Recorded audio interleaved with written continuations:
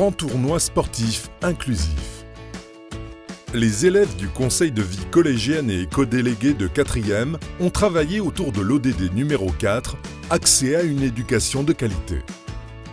Nos méthodes d'action, c'est vraiment d'aller chercher les idées des élèves avec des méthodes participatives, des outils d'intelligence collective. Comprendre quel est le besoin dans le collège, quelle est l'idée qu'on peut mettre en place, qu'est-ce qu'ils ont envie de faire aussi, parce que c'est important d'avoir envie de faire ce projet. Ils vont passer par toutes les petites étapes et puis après, il va falloir mettre en place pour de vrai ce projet.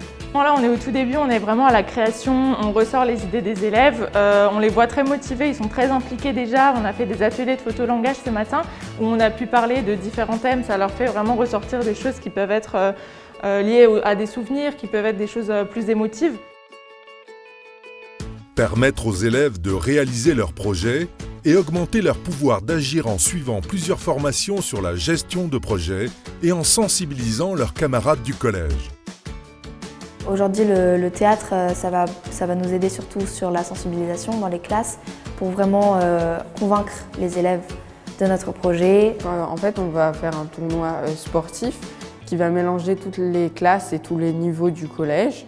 Il n'y a pas beaucoup de personnes en tant que collégiens qui s'intéressent à l'handisport, donc on aimerait les sensibiliser à ce sujet-là. Mon intervention en tant que comédien auprès des élèves, c'est surtout pour leur donner l'éveil à travers des exercices théâtraux de la communication non verbale, donc tout ce qui concerne le body language, la position du corps et qu'est-ce que ça exprime, et puis surtout la voix, le travail de la voix, mais sous l'aspect technique. Accompagner les élèves dans la mise en place de leurs projets citoyens en collaboration avec le corps enseignant et les parents d'élèves afin d'augmenter leur pouvoir d'agir. Pour ce qui est du tournoi, on partait sur un petit tournoi, sauf qu'en fait, il y a quasiment la moitié du collège qui s'est inscrit au tournoi. Donc ça représente quand même, là il y avait 270 élèves d'inscrits. Et donc on s'est dit, bon, qu'est-ce qu'on fait? Parce qu'il y a ces 270 élèves qui sont inscrits. À quel moment on fait le tournoi?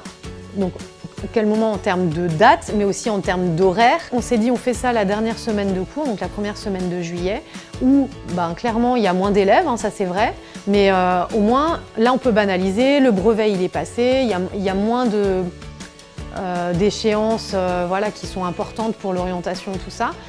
Donc ça sera sur la base du volontariat, on est sûr que ceux qui veulent venir, c'est vraiment des élèves qui veulent participer, il n'y aura que les élèves qui veulent participer, et puis voilà. On est très très fiers de nos élèves, parce que, je veux dire, ils sont petits encore, c'est des collégiens, c'est pas des lycéens. Et moi je trouve que pour des collégiens qui commencent, ils ont 11 ans à peine, ils sont déjà volontaires, motivés, investis sur des projets qui ne sont pas forcément faciles, même pour des adultes.